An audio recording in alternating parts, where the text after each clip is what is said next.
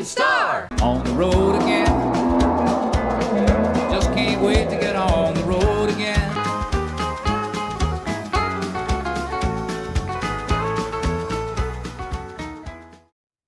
Hello, Hershey Bear fans, and with me right now is the voice of the Hershey Bears, although he's not on the road right now, is ZACK FISCH. Hi, Zach. Hey, Jim, good to see you. I feel like I've been a little bit everywhere in the last week, and it is good to be at home base here, but good to chat with you ahead of the last couple games here. Yeah, let's not talk real long about Wednesday night, kind of a backfire in a way. The team played well, but it's the old maybe not enough shots. I don't know, but I was going crazy. I mean, I was pulling my hair out. I don't know if you could notice or not, but the whole game I'm like, ah. I guess And I've been doing that too. and we've gone to the finals already, through the whole playoffs already, the last couple years, winning by just one goal, winning in overtime by one goal, and just plug along right to the end. But it seems different this time.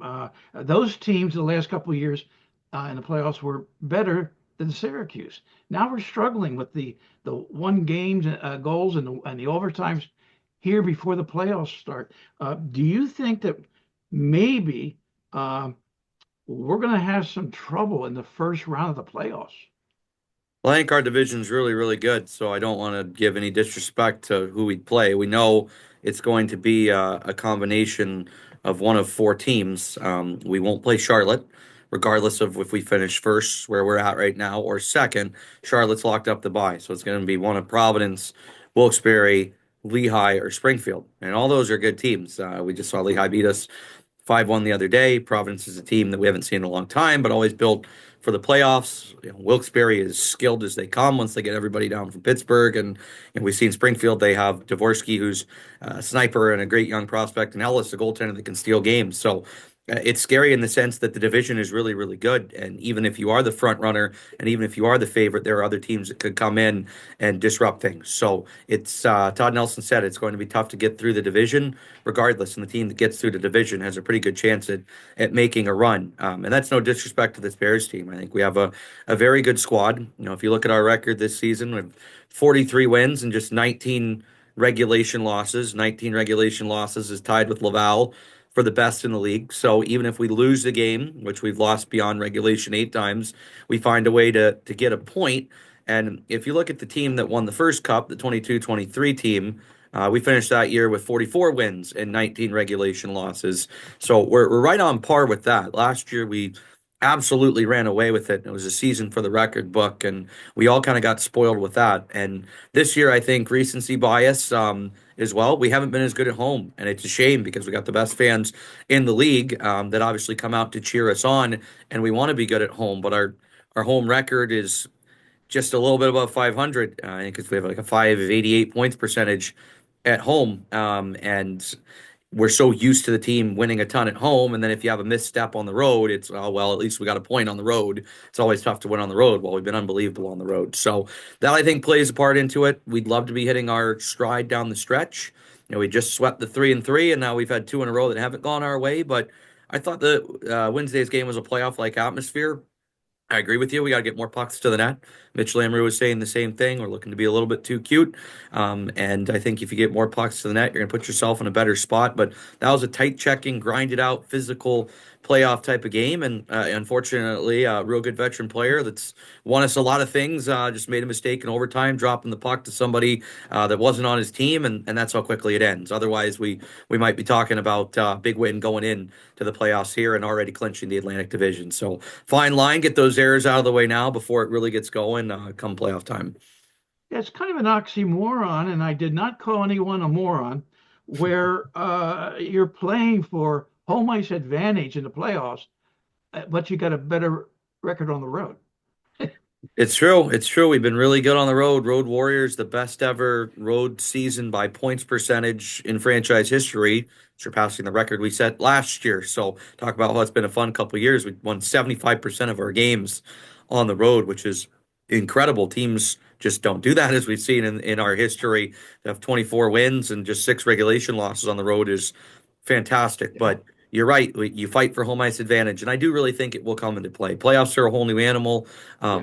We're going to see. The biggest thing that people say is, can this team, do they have the ability? And we've seen it at times with comebacks to flip the switch. They have the playoff experience. They have guys that are battle tested. They have a goaltender that's won them 14 games in the postseason 2 years in a row and single-handedly stole them games. And Hunter Shepard, they have the Aaron Nessas and the Mike Vecchionis that have been there, done that knows what it takes, and that's invaluable. It is. So can they flip that switch come playoff time, because everyone's going to be gunning for them? And do they have that next level? I think they do, but we're going to see that hopefully come to fruition or not come to fruition here when the postseason starts for the team after about a 10-day or so layoff. So if the Bears get just 1 point this weekend, they are guaranteed first place in the Atlantic Division. Now, as far as the conference goes, as of 12 noon Friday, uh, Lovell has 97 points. The Bears have 94. Now, mathematically, as Jim Carrey might say, then there's a chance. And he said that in a movie one time. So And you're saying there's a chance. There is. yeah, that's There me. is still nobody playing in the league on Thursday. So no change after the game. Laval lost against Belleville on Wednesday night, opening up the door a little bit. The Bears are 3 points behind them. Both teams have 2 games left.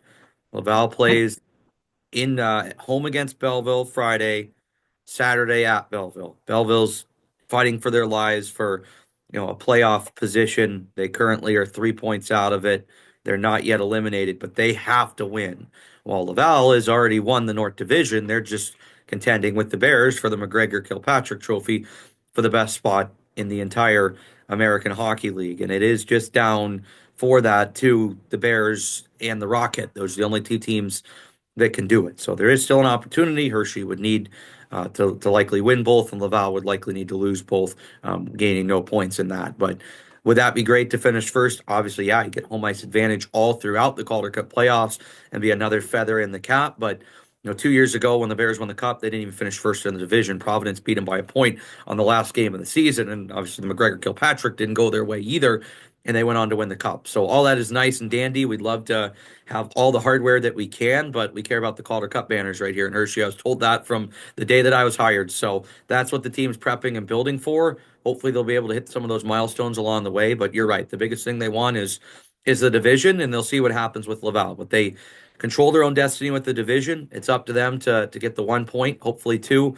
on Friday, and get that locked up. So maybe they can rest some guys on Saturday or play some young kids or whatever's best for the team to get ready for game number 1.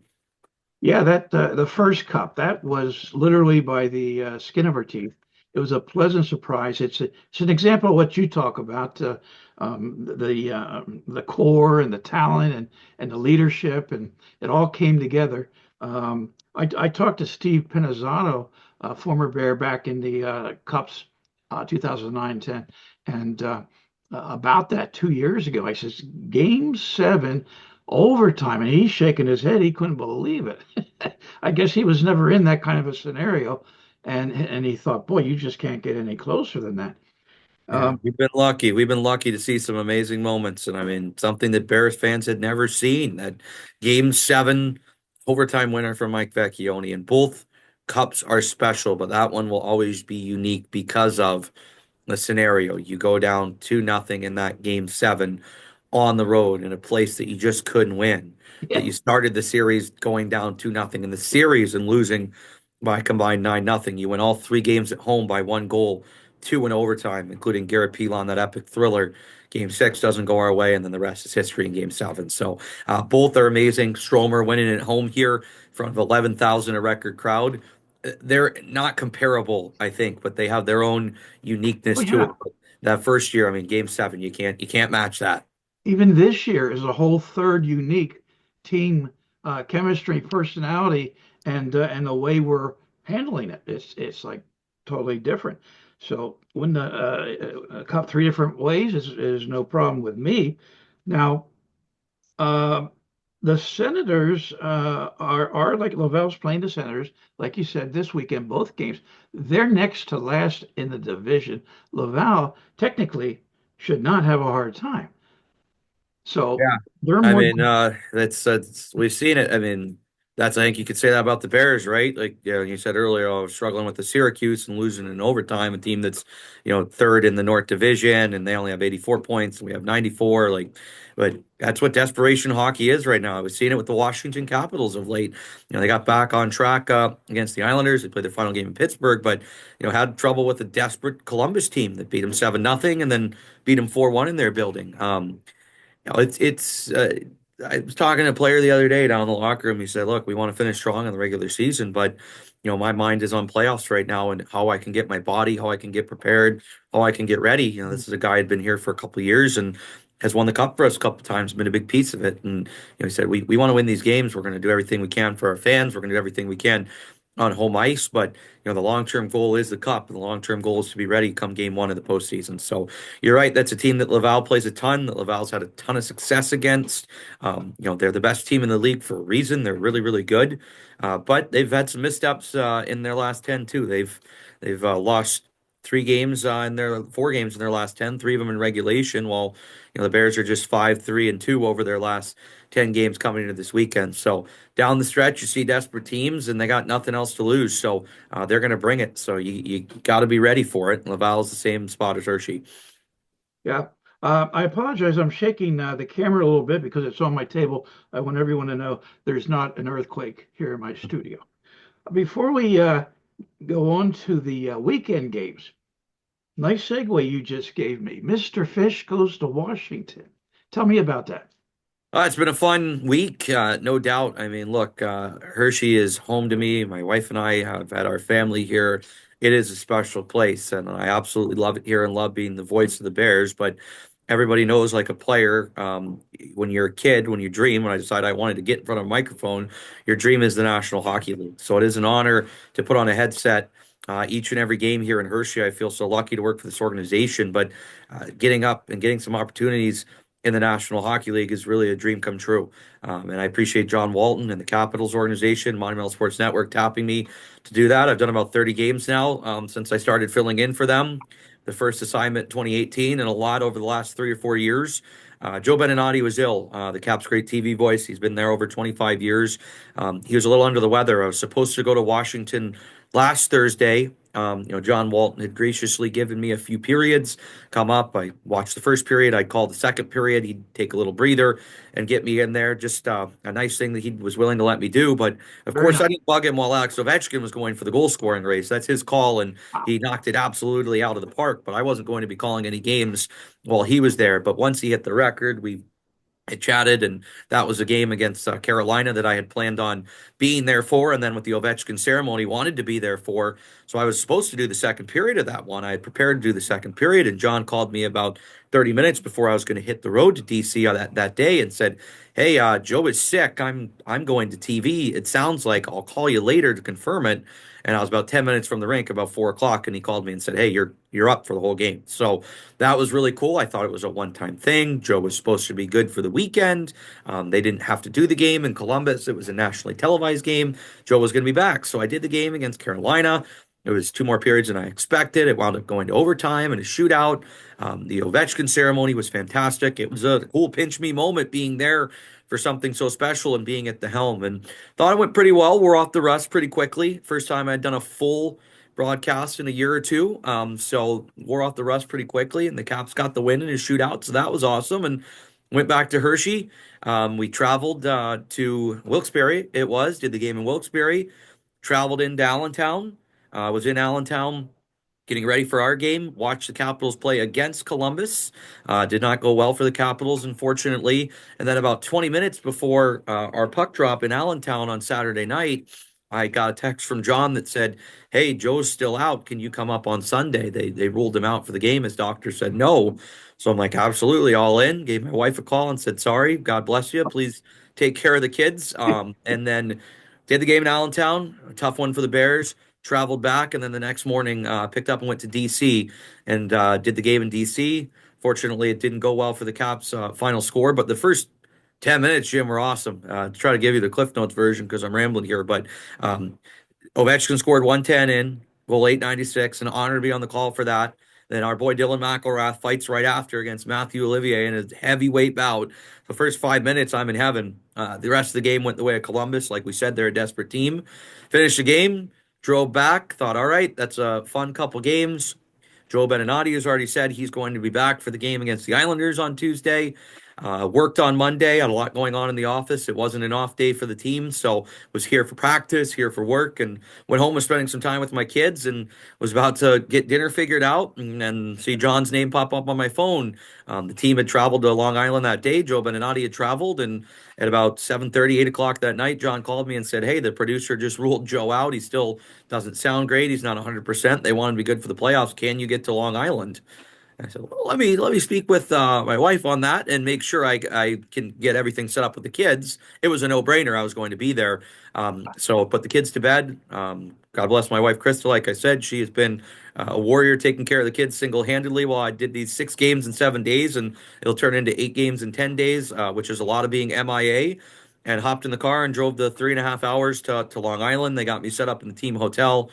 Got in about 2 a.m. Late Tuesday morning, I guess it would be, and did the game that night. Got to go to the morning skate. Got to see a lot of familiar faces on the staff and team. I got to do an interview with Dylan McElrath, and then called the game that night. And it was a good one for the Capitals. Played well. Dylan Strome had a hat trick. I didn't call him Matt, which was awesome. I was always worried about that I was going to call him Matt Strome since Matt Strome's burned in my brain forever. And then hopped in the car and got back at about 2:30 in the morning after the game. It was a 7:30 game, so got back a little bit later, and then did the Bears game last night. So Caps organization's been great to me, Jim. It's been 9 seasons in Hershey with them, 10 total, if you include my time in South Carolina. They treat me very, very well, and getting to learn from Joe and John, they're the best. And I wish that I could have half the career of what those guys have had already. And John's been an awesome mentor and friend and advocate for me. I wouldn't be here without him. When I was applying for NHL jobs in recent years, he's beat the drum for me. When I applied for Hershey, he beat the drum for me. So I'm very, very fortunate to have him in my corner, have him as a friend and a mentor. And we all know he does a hell of a job on the air. So looking forward to hopefully hearing him call another Stanley Cup run this year. Yeah, John Walton has helped me with the Bears many times, and running in the program for the 2 cup years in '09 and '10. John got me that position. I appreciate that. And when they asked you to come to Long Island, you didn't say, let me talk to my wife about that. I'm sure you were thinking, let me beg my wife about that. I just had to get the logistics figured out. With her, it's a no-brainer. She gets it, right? Like we've been married 10 years. We met in 2012 when I was in Dubuque. I was just getting started in the USHL. She knows that if there's an NHL opportunity to drop everything and go. It was just figuring out the logistics because the kids are off school somewhat this week, and they have to get A to B, and she has a job too. So we just had to make sure we figured out some logistical things that if I was going that night or if I was going the next morning, either way would have worked out. But it was a no-brainer. But I can't thank her enough because, like I said, home games. Just to give a little example for a Bears home game, I'm in the office at 9 a.m. We have the morning skate, but there's a lot that has to get done. I wear many hats here in Hershey, and I have a lot of people that help me out. But that's a long day. That's a day that I drop my kids off at school, but I don't see them because they're in bed by the time that I get home. And there's a lot that my wife has to take care of. So I appreciate her moving her schedule around a little bit, so obviously I can chase my dream and live this opportunity. But like you said, it was a no-brainer. It was more just about logistics. Right. Well, she's a hockey wife indeed, and Yes. that's helpful.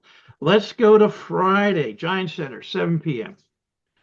What are we looking at, Zach? We got looking at some stats here, and you can help me with the names.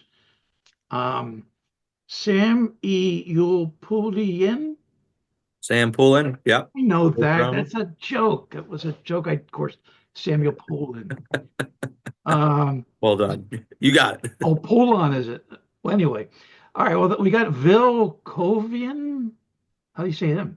Ville Koivunen. That's what I said.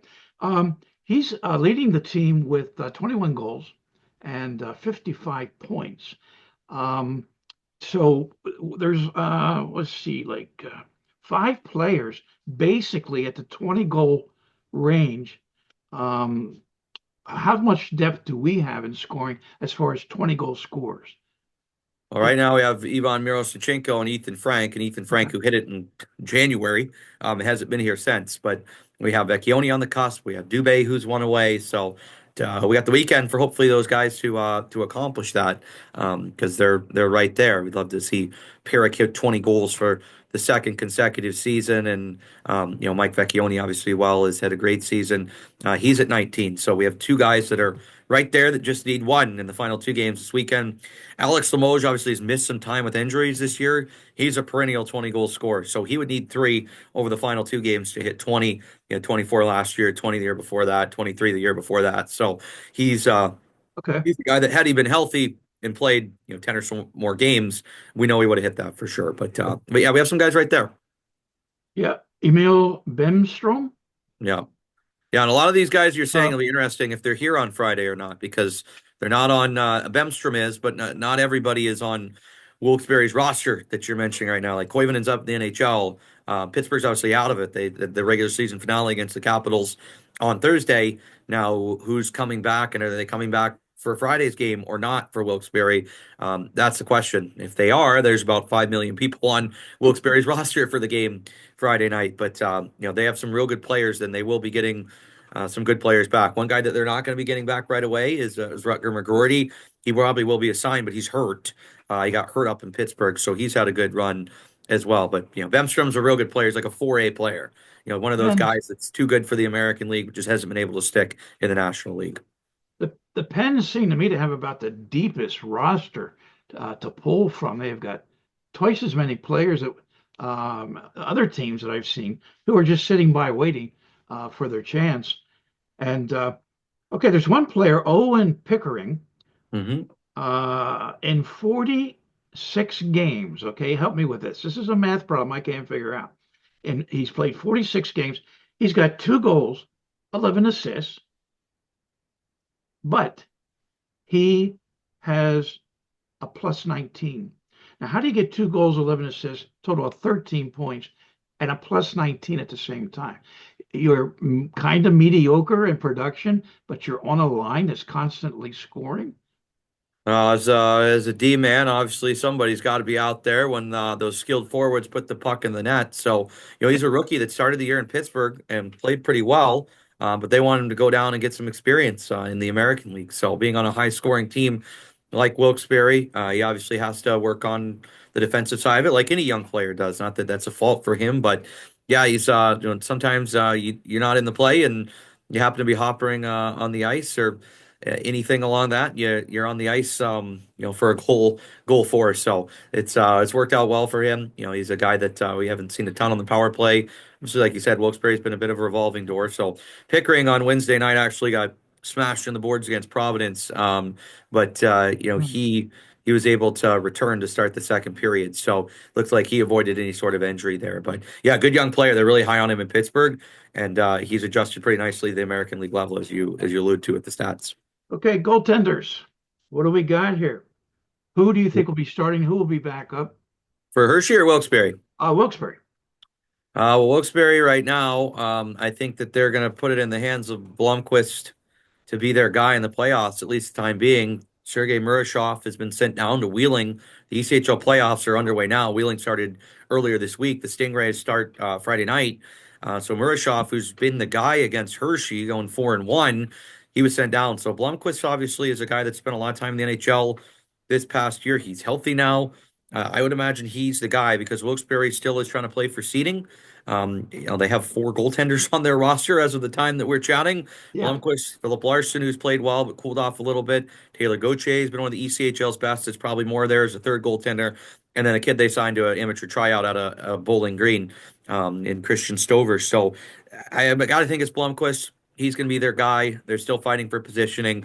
So that's my guess, and I imagine the Bears would start Hunter Shepard again because they need that point. I think if they get that point, we'd probably see the American League debut of Seth Isley come Saturday night, unless Shep wants that game, but I doubt he would go back to back. Well, Philip Larson has played 26 games, 2.84 average. What's his story? As a guy that has come back from overseas that used to be in Grand Rapids in the Red Wings organization and kind of reinvented himself. Unfortunately, dealt with an injury. He was really good and probably outplaying Blomqvist to start the year, but injuries derailed him, and he hasn't had quite the same traction since he returned from injury. He recently won a couple games, but he's played just once in April here. They had been playing Murashov and then Blomqvist now that he's back quite a bit. So a guy that's trying to get to the NHL that was a Red Wings draft pick that went back overseas, Swedish netminder. I think he's been good in the games that we've seen him. I think, every Wilkes-Barre goaltender has played pretty well. Blomqvist, the Bears seem to have his number. So not that he's any slouch. He's an NHL caliber netminder and is trying to become a better NHL caliber netminder. But statistically, Hershey's had his number. And Murashov's been the toughest one for them to figure out. So we don't have any problem with him being down and wheeling for the time being. What about Jari? Is he in a picture anywhere? Jari could be sent down. I don't know if they're going to do that. I don't think they're going to do that. He is eligible. They did make him eligible at the deadline, so he could come down. And yeah, he's played games this year, but he's kind of taken a step forward for the Penguins and gotten back to where they're hoping he would be, and Mm-mm. they need him to be. He's on that long-term deal and a lot of money. They need him to be an NHL caliber goaltender. It doesn't work out if he's playing in the American League. So could they still send him back? Yes, but I think plans maybe have changed a little bit with the way it is. They're going to want Blomqvist to play, and if they don't want Blomqvist to play, and if Wheeling's not playing, I don't see why they wouldn't put Murashov in there as well, and then they have Larson too, like you said. But to answer your question, Jari could be an option once Pittsburgh's done. So they're good in goaltending. Yeah, This they're Friday, deep. They're deep in that yeah, position. You're right. yeah. This Friday is on Fox 43 Antenna TV. Is that correct? Saturday is. Friday is just a radio Saturday. one. Saturday, the regular season finale will be our final regular season television broadcast of the year. We will be doing some playoff games, so excited for that, particularly all the road ones. And then obviously, if we're lucky enough to get to the Eastern Conference Finals and the Calder Cup Finals, every game in the series would be on there as well. So more information to come on that. It all depends on who we play and schedule, but they've been a great partner. So yeah, looking forward to getting back in the saddle with Mitchie and Todd and our producer Ed come Saturday night. Okay, well, let's go to Saturday night on Antenna TV, Fox 43's Antenna TV, Lehigh Valley Phantoms. Uh, there we have a player with 41 points. That's the most points. So that's a little, but they're a little below in the standings. They're in like fourth place right now in our division, third or fourth, I mean fourth or fifth, Lehigh Valley. And Yeah. Them and Springfield are trying to figure out who's going to be 5 and who's going to be 6, really. So, yeah, so but they, their numbers are down a little bit from ours, of course. Um, and they have a 20 goal scorers. They got a goon, if you will. A lot of guys don't like that word. Garrett Wilson, 132 penalty minutes. Do we need to look out for him at all? Wilson didn't play the last game against the Bears. I imagine he'd probably be in if he wants to play, if the game means something.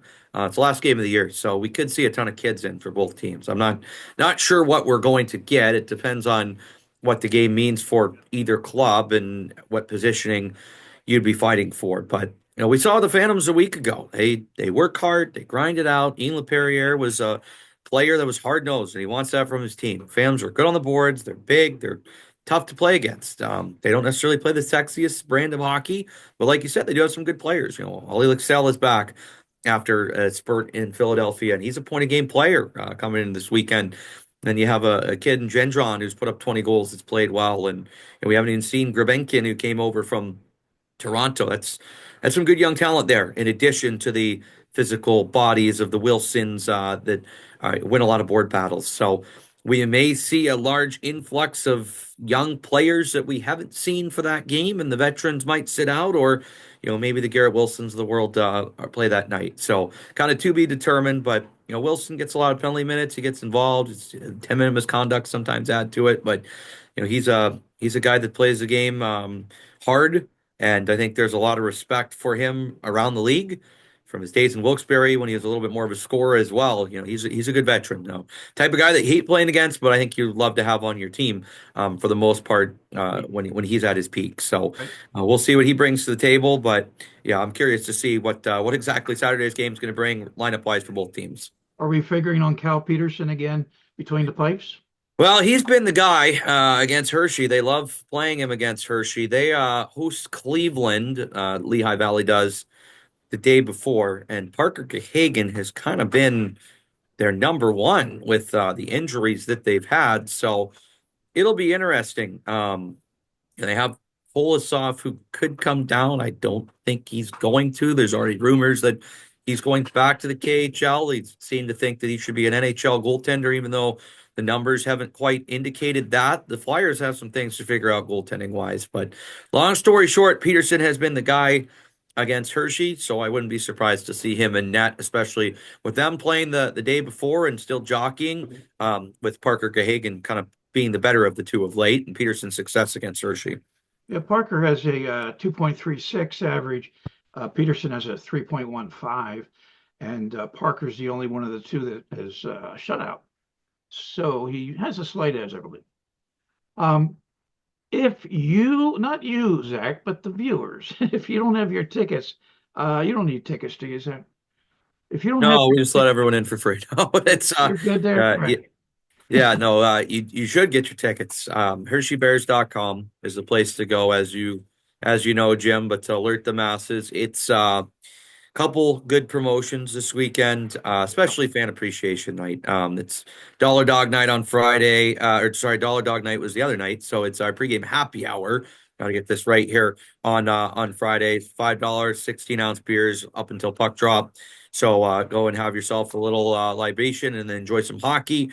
And then, but yeah, Saturday's fan appreciation night. Jerseys off our backs, give away the sweaters to the fans. You can win those with the scratch off coming in, and we get to do the player award ceremony. So that is always fun. I get to go down the ice and do that and honor our players and a lot of great individuals this year. If you asked me who the MVP was going to be, I would probably say Ethan Bear. He's been awesome.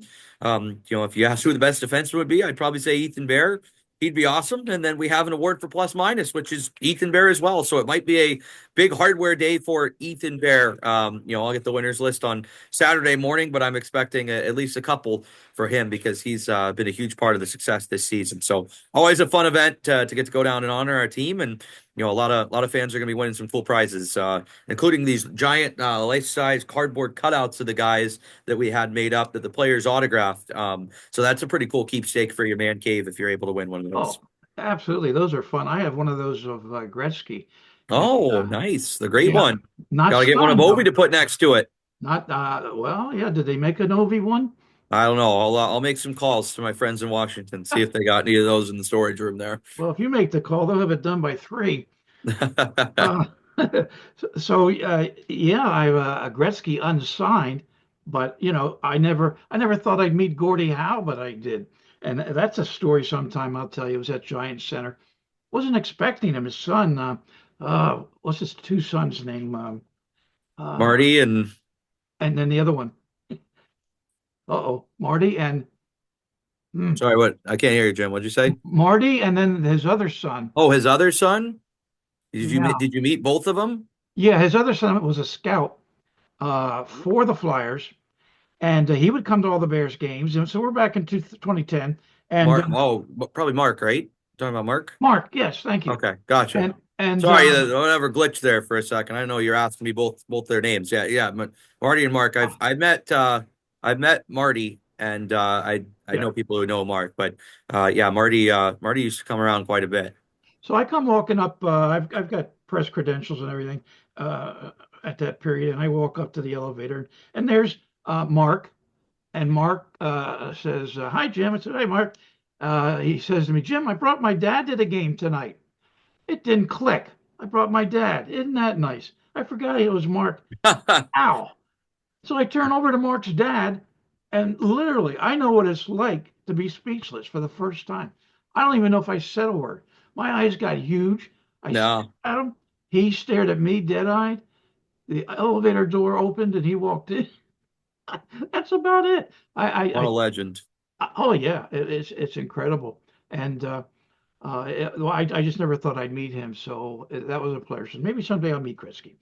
Now, there's also a phone number to call for tickets if people have a flip phone like I do, and I can't, I can't get the tickets and stuff. 800-515-2171, 800-515-2171.